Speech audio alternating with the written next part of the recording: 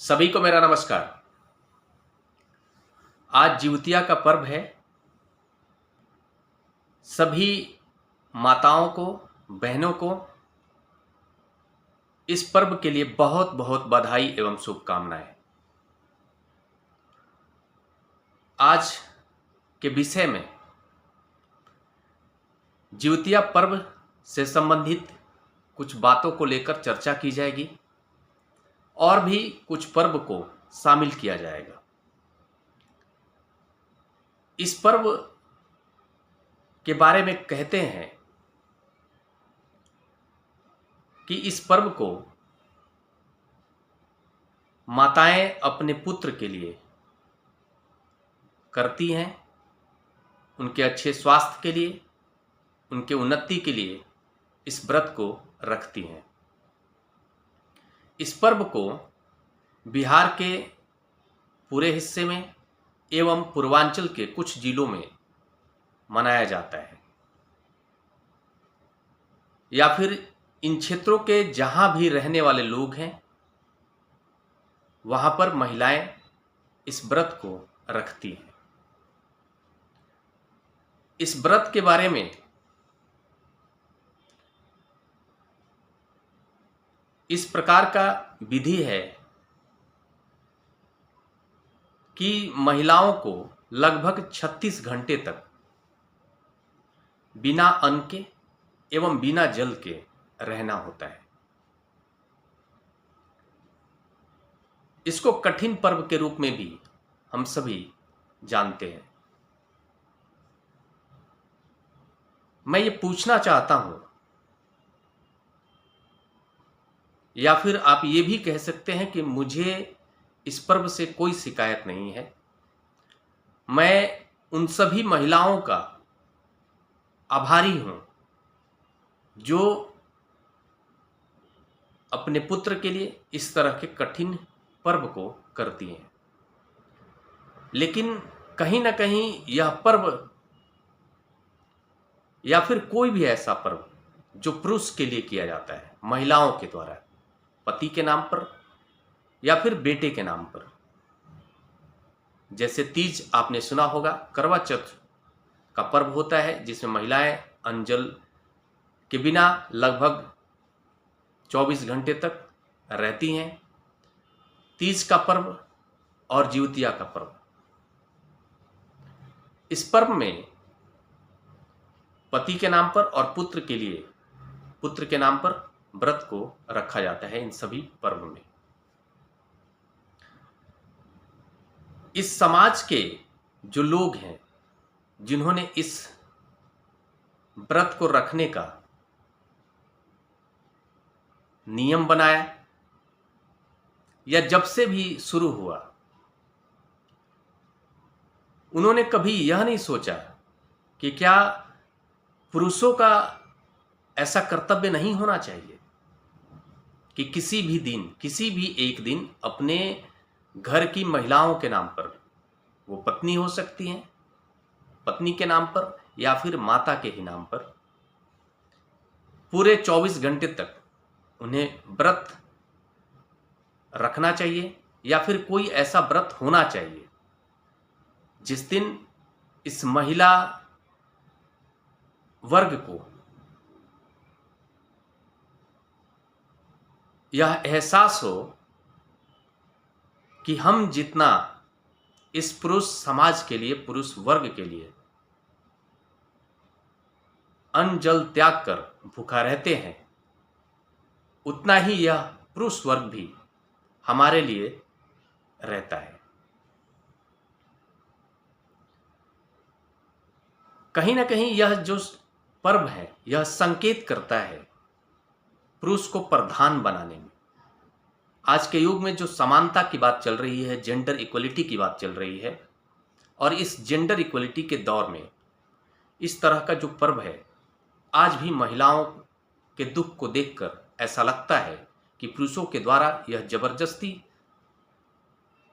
महिलाओं के ऊपर थोपा गया है। आज भी गांव में इस तरह का माहौल होता है कि अगर कोई महिला किसी भी कारण से इस पर्व को नहीं रख पाती है, या फिर सामान्य तौर पर मान लो हर व्यक्ति की इतनी क्षमता नहीं होती है कि वो भूखा रह सके बिना अन्न जल के। तो समाज के द्वारा मानसिक रूप से इतना दबाव होता है कि वो अपने आप को गिल्ट महसूस करने लगती है महिलाएं, और इस गिल्ट में आकर के वो भी इस पर्व को करना शुरू करती है, इस कष्ट को सहना शुरू करती है। मुझे तो सबसे ज़्यादा तकलीफ उन माताओं से है, या फिर उनसे हम यह भी कह सकते हैं कि उनसे मेरा शिकायत है, जो 70 साल की हैं, 75 ईयर्स की हैं, 80 ईयर्स की हैं, 85 ईयर्स की हैं।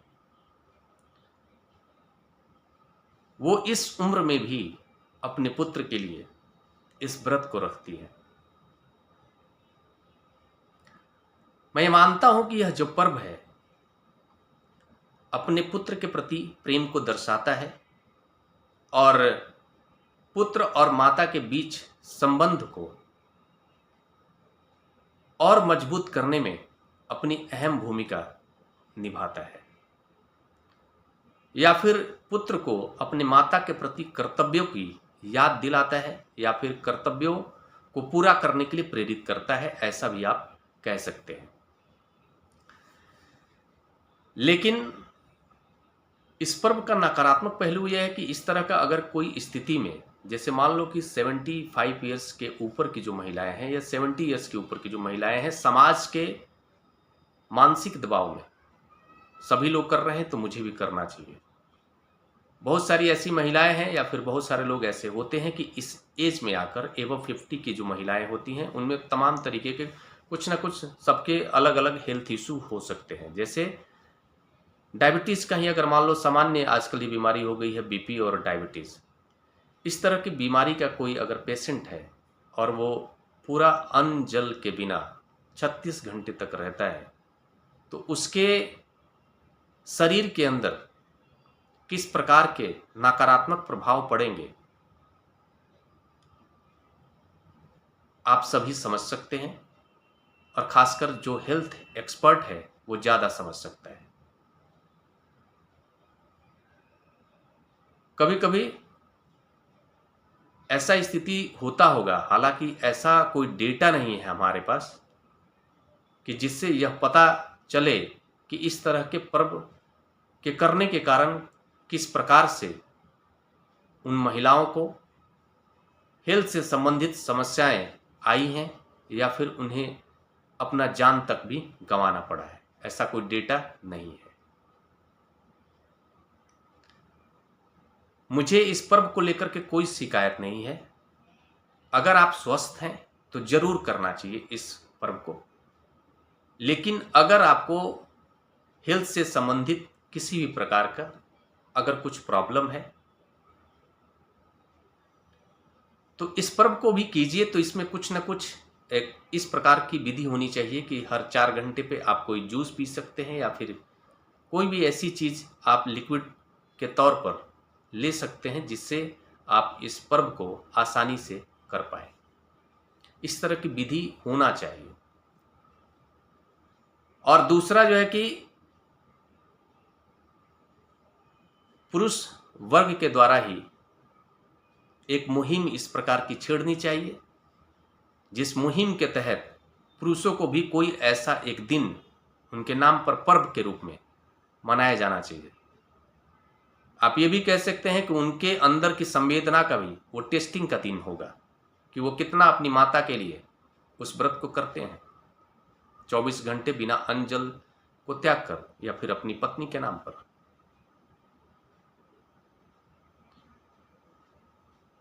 आप ये कह सकते हैं कि ये जो बनाया गया है, जितने भी पर्व बनाए गए हैं जिसमें महिलाएं जो है कि अपने पति के लिए या फिर पुत्र के लिए करती हैं,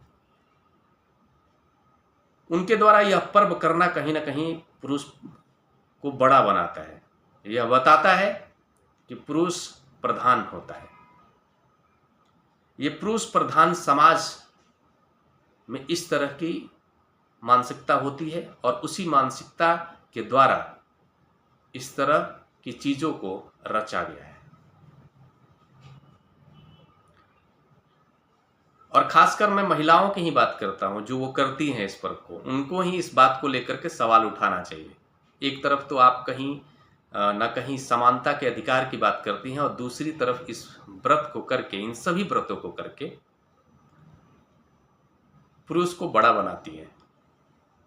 तो आप सभी को आकर के इसके पीछे एक मुहिम चलानी चाहिए, जिससे जो है कि कोई ऐसा पर्व जरूर बनना चाहिए जिस दिन जो है कि पुरुष वर्ग को भूखा रहना है, बिना अन्न और जल के।